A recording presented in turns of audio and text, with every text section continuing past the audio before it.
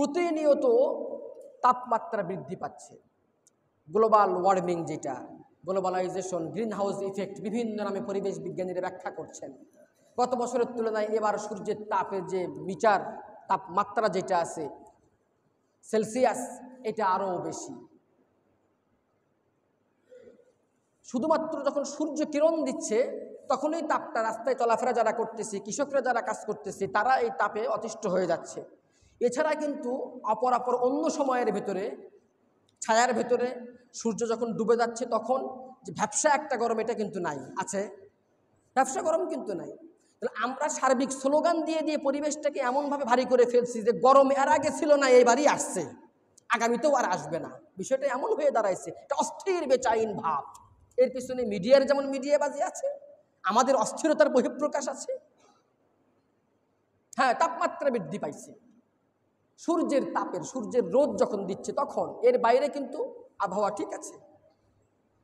গরম তো হয় হলো জ্যৈষ্ঠ মাসের শেষে, আষাঢ় শ্রাবণ ভাদ্র মাস, ব্যবসা গরম, রোদ নাই, কিছু নাই, আকাশ মেঘাচ্ছন্ন, তারপরে গরমে অস্থির, টিকা যায় না, গায়ে কাপড় রাখা যায় না, শরীর প্রচুর ঘামে।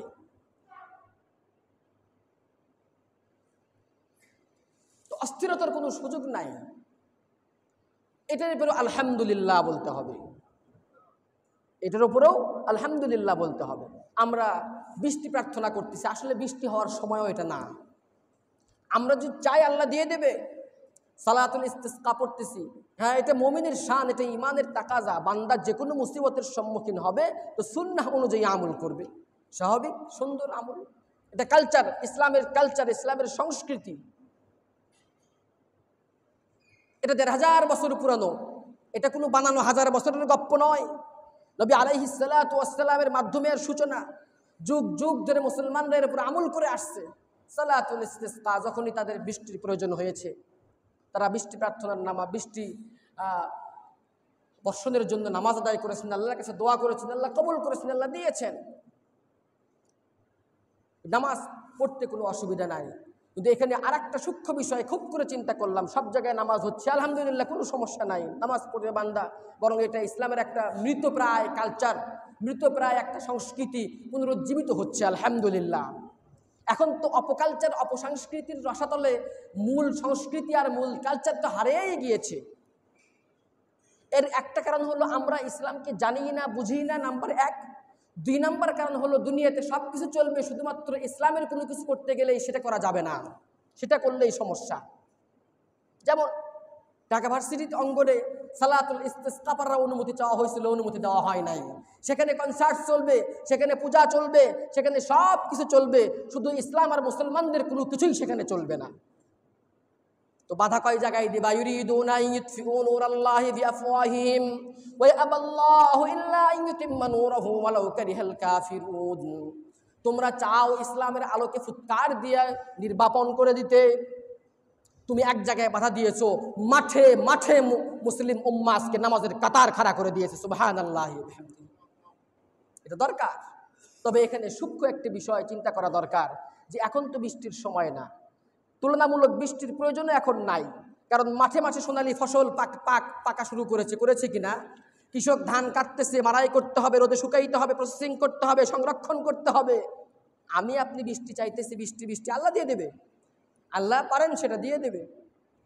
কিন্তু যদি বৃষ্টি সেরে কাটতে হয় তাহলে কৃষকের ধান কাটার কামলার খরচ বেড়ে যাবে, জমিতে পানি হাঁটু পরিমাণ হয়ে যাবে, ধান কেটে নিয়ে এসে ফসল কোথায় তুলবে, বাড়ির আঙ্গিনা, উঠান, খোলা ইত্যাদি সব ভেজা, কোথায় রাখবে, ধান শুকাবে কোথায়, প্রসেসিং করবে কোথায়। কারণ আমাদের কৃষি নির্ভর অর্থনীতির সবচাইতে বড় সময় হলো ইরিগেশন এই সিজন, তাই কিনা? হ্যাঁ, আমরা দোয়া করব কি, আল্লাহ রোদের তাপকে আপনি আমাদের জন্য সহনীয় করে দেন। এটা বুদ্ধিমানের কাজ, মুমিন কাজ করবে চিন্তা করে। একটা ঘটনা বলি, মদিনাতে একবার এরকম অনাবৃষ্টি দেখা দিল।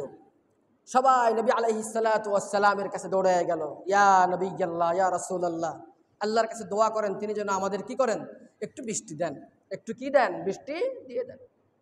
তো নবী আলাইহিস সালাতু ওয়াস সালাম দোয়া করবেন আর বৃষ্টি হবে না, এটা তো হতে পারে না। তো ঠিক আছে, নামাজে দাঁড়ায় যাও। নামাজ পড়েছেন, খুতবা দিয়েছেন, নিয়মতান্ত্রিক উপায়ে তিনি দোয়া করেছেন, বাস ওই অবস্থায় বৃষ্টি শুরু। ওই অবস্থায় কি বৃষ্টি শুরু? তো বৃষ্টি চলছে, থামার কোনো নামগন্ধ নাই, বৃষ্টি হচ্ছে। বাস কয়েকদিন যাওয়ার পরে ওই মমিন বান্দা উম্মতরা আবার দৌড়ে আসছে, ইয়া নবী আল্লাহ, আর তো সহ্য হয় না, এখন তো নাক বরাবর পানি উঠে যায় ভাব, আপনি আল্লাহর কাছে দোয়া করেন আল্লাহ বৃষ্টি বন্ধ করে দিক। তো নবী আলাইহিস সালাতু ওয়াস সালাম ওই সময় হেসে ফেলেছেন। কি করেছেন?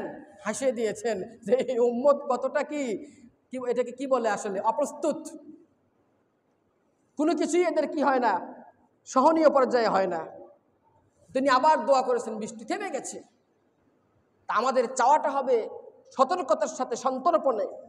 দোয়াটা হবে আল্লাহ আমাদের জন্য কল্যাণকর আপনি ফয়সালা করেন, আমাদের গুনাহগুলোকে আপনি মাফ করে দেন, কারণ আমরা জানি আমাদের গুনাহের কারণে সব কিছু হচ্ছে। মূল অনুভূতিটা এই জায়গায় থাকতে হবে।